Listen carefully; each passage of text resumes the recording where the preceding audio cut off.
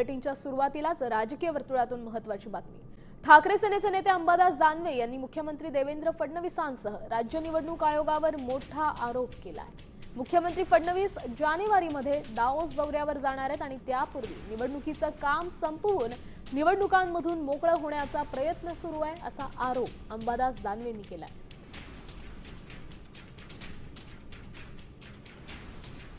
त्यांनी नेमकं काय ट्विट केले पाहूयात। येत्या 19-23 जानेवारी 2026 दरम्यान होणाऱ्या दाओस परिषदेला राज्याचे मुख्यमंत्री जाण्याची शक्यता आहे।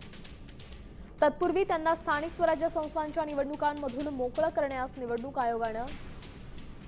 आयोगातील मंडळी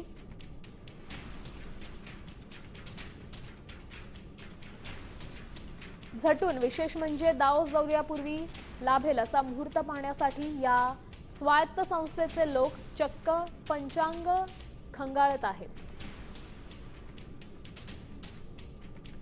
असं ट्विट दानवेंनी केलं।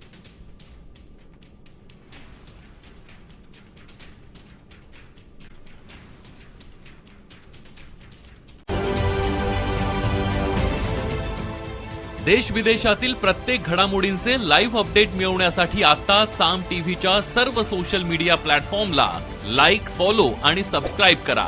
तसंच सर्व नोटिफिकेशनसाठी बेल आयकॉन प्रेस करायला विसरू नका।